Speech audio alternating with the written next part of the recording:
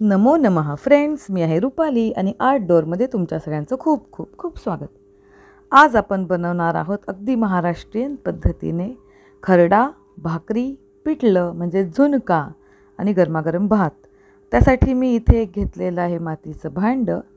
मातीच्या भांड्यामध्ये मी एक पळीभर तेल टाकलेलं आहे.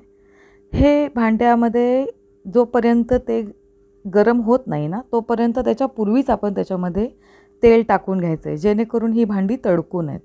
त्यानंतर इथे मी आता या मातीच्या भांड्यामध्ये करणार आहे झुणका. झुणक्यासाठी मी सगळ्यात पहिला यामध्ये टाकलं होतं राई जिरं, मग मी टाकलं कढीपत्ता, मिरची आणि बारीक चिरलेला लसूण, कांदा. त्यानंतर टाकली आहे थोडीशी हळद आणि मीठ. आणि ह्या आपल्या सगळं जे मसाले आहेत त्या मसाल्यांमध्ये मी एक अर्धी वाटी चण्याच्या डाळीचं पीठ टाकून हलकंसं फ्राय करून घेतलं आहे. त्यानंतर आपल्याला थोडं थोडं करून याच्यामध्ये पाणी टाकायचं आहे. पाणी हे एकदम टाकायचं नाही, कारण चण्याच्या डाळी जे पीठ आहे त्याच्या गाठी होतात. त्यामुळे पाणी आपण एकदम हलकं हलकं टाकत जाणार आहोत आणि हलवत हलवत जे काही झुणका आहे आपला त्याच्यामध्ये कुठल्याही प्रकारच्या लम्स किंवा गाठी होणार नाहीत या पद्धतीने आपण पाणी टाकणार आहे. तर बघा, आपल्या मस्तपैकी खमंग अशा झुणक्याला इथे आलेली आहे एक उकळी आल्यानंतर हा झुणका आपला खाण्यासाठी आहे रेडी. बघा, आपल्याला जशी आणि जेवढी घट्ट कन्सिस्टन्सी हवी आहे तेवढं पाणी आपण इथे टाकायचं आहे आणि त्या पद्धतीने आपल्याला इथे तो गरम करून घ्यायचा आहे.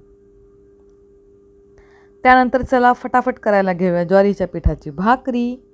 भाकरीचं पीठ मी नेहमी माझ्या मम्मीकडून म्हणजे साताऱ्यातून आणते. तिथलं मला ना इथे मुंबईमध्ये जे भाकरीचं पीठ मिळतं त्याच्या भाकरी तितक्याशा मऊ होत नाहीत. गावाकडची शेवटी जी ज्वारी आणि म्हणजे जो शाळू असतो तो वेगळाच, नाही का. तर मग मी इथे गरम पाणी घेतलेलं आहे. गरम पाण्यानं मी भाकरीचं पीठ अगदी एकसारखं आणि व्यवस्थित मळून घेतलं आहे. म्हणजे ज्वारीचं पीठ मी एकसारखं मळून घेतलं आहे. तर या पिठाच्या मी एकसारख्या 3 गोळे केलेले आहेत आणि चला इथे भाकरीचं पीठ थापून त्याची मस्तपैकी गोल भाकरी बनवूयात. बघा, मी एक सारखं पीठ मळून घेतलं आहे. जोपर्यंत ह्या पिठाची जी गोळी आहे ती अगदी एकसारखी होत नाही, म्हणजे दाबल्यानंतर तिला तडे नाही जायला हवेत, तोपर्यंत आपल्याला हे पीठ एकसारखं मळून घ्यायचं आहे. तर चला मळलेल्या पिठाची एकदम मस्तपैकी भाकरी थापूयात. पिठावरती ही भाकरी थापून त्याच्या एका बाजूला पाणी लावूयात आणि पाणी लावल्यानंतर ही झाली आपली ज्वारीची भाकरीची एक बाजू तयार.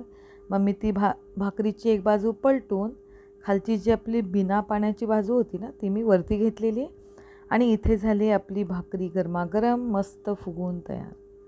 तुम्ही हलकं हलकं कपड्याने दाबत गेलात ना की ती भाकरी अगदी छान अशी फुगून तयार होते.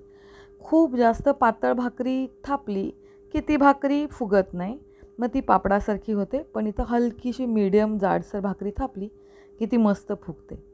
आमच्या हेतलला तर भाकरीचा हा वरचा पापुद्रा खायला खूप आवडतो. इथे आपल्याकडे चूल नाही आहे मुंबईत, त्यामुळे आपण गॅसवर भाकरी भाजतो आहे. पण आमच्या गावी जेव्हा हीच भाकरीची दुसरी बाजू चुलीवर भाजली जाते ना तेव्हा ती जी खमंग लागते ना, आहा हा. तर इथे मी एक छोटीशी भाकरी आमच्या छकुलीसाठी पण भाजलेली आहे. तुम्ही बघू शकता ज्वारीची भाकरी किती मस्त टमटमीत फुगते, कारण आजचा आपला मेनूच तसा आहे, झुणका आणि भाकरी. तर ह्या पद्धतीने मी जेवढं काही भाकरीचं पीठ मळलेलं होतं त्या भाकरीच्या पिठाच्या मी भाकऱ्या करून घेतल्यात. त्याच तव्यामध्ये, गरम तव्यामध्ये मी इथे टाकलेले आहेत जिरे आणि जिऱ्यांमध्ये मी टाकलेलं आहे धुवून चिरलेली मिरची आणि साफ केलेला लसूण. आता आपण बनवणार आहोत खरडा, किंवा ज्याला आपण म्हणतो मिरचीचा ठेचा. त्यासाठी आपण इथे तेलामध्ये जिरे, लसूण आणि मिरची घेतलं आहे.